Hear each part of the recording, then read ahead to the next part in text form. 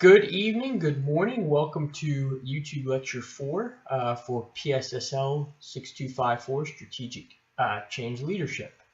I just want to start off with some admin notes. Adobe Connect sessions, group projects.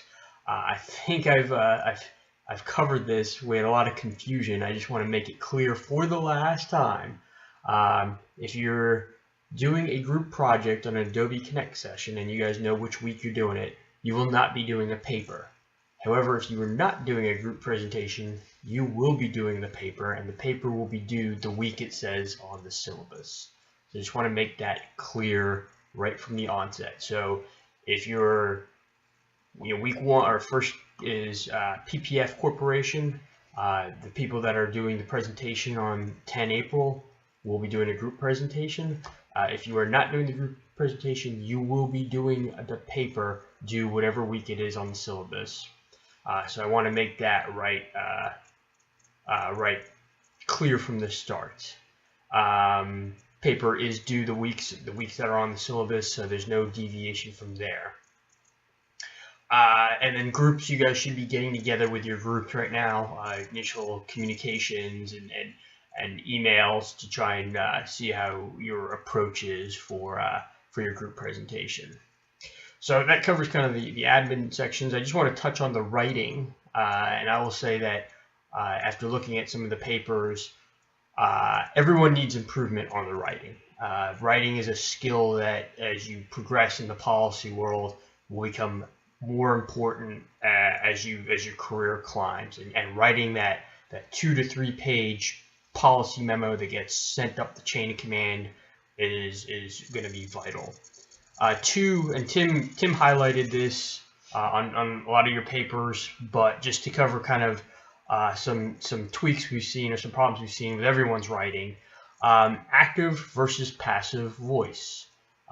Some people don't, and just by reading some of the papers, I don't think people have an understanding of what's the difference. And the difference is very clear, and I don't mean to sound like an English teacher, but an active voice in a sentence is subject, verb, direct object. Passive voice is direct object, verb, subject. So passive voice would be the ball was kicked by the boy. That's passive voice. Active voice is the boy kicked the ball.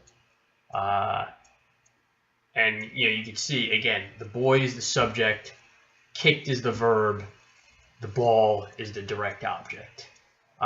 That's how you should write your papers. It is, when you read 15 of these papers, trust me, the clarity matters, and it is far more clear to use active voice than to use passive voice.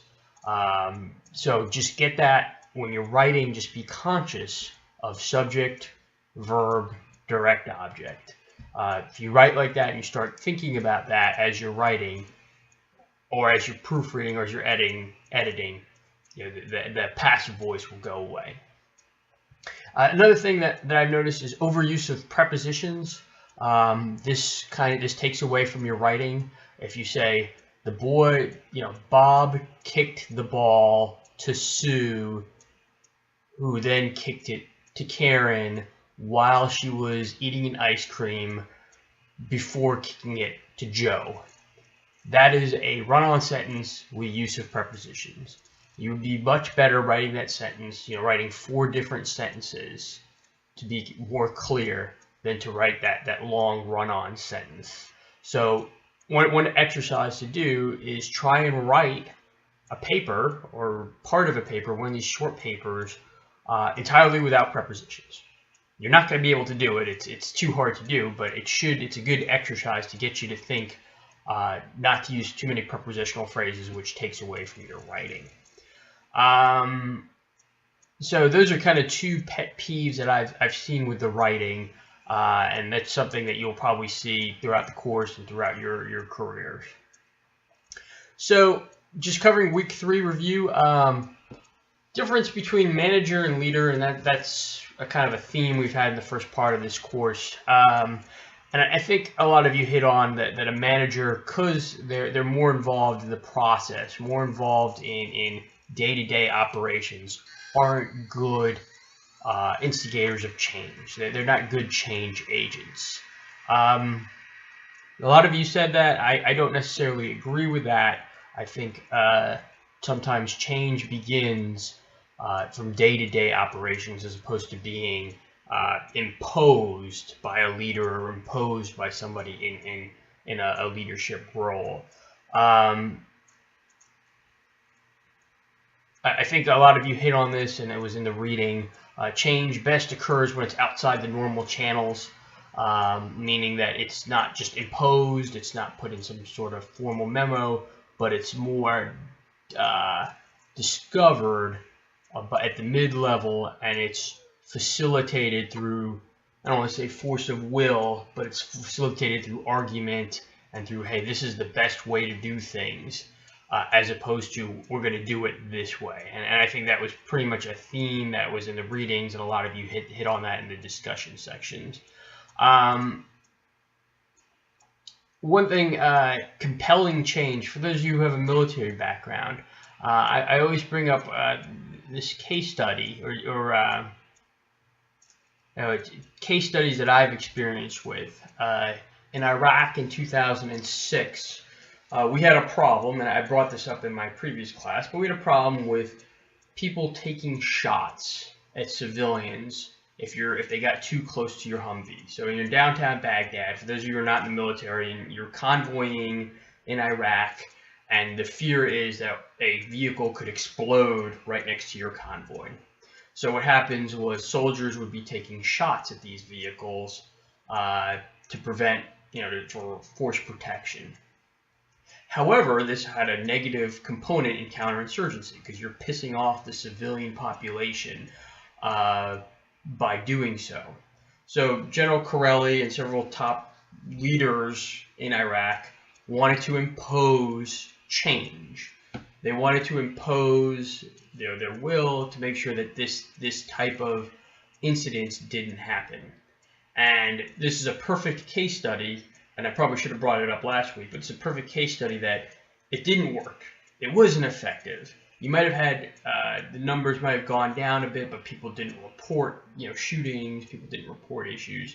And it was imposed from the top.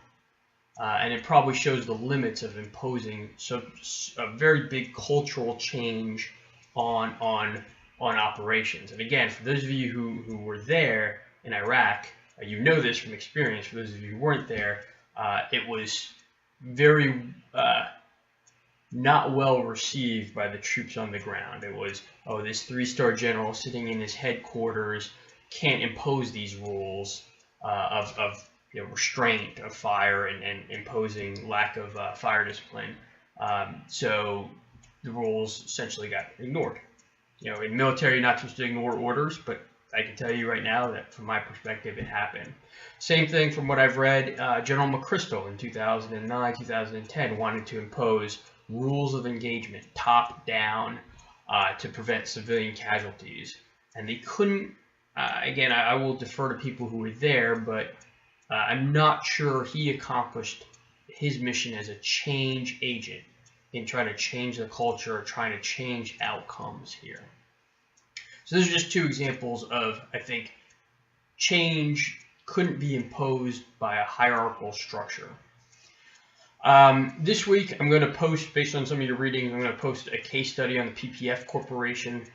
So I'm not going to go into too much detail on that now, but I'll post like a 5-10 minute case study, what I see in your readings, and kind of blast it out.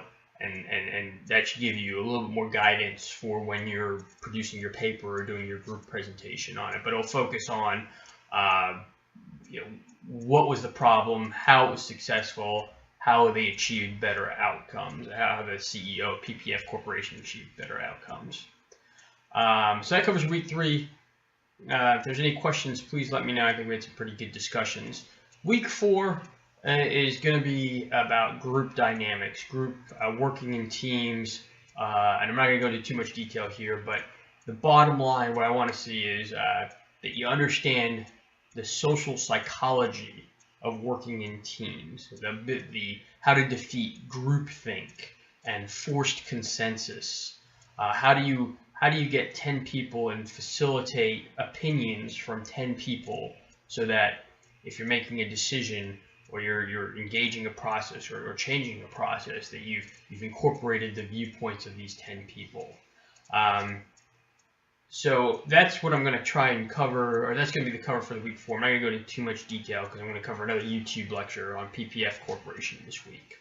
So again, I appreciate everyone's inputs, and I look forward to the discussion boards this week.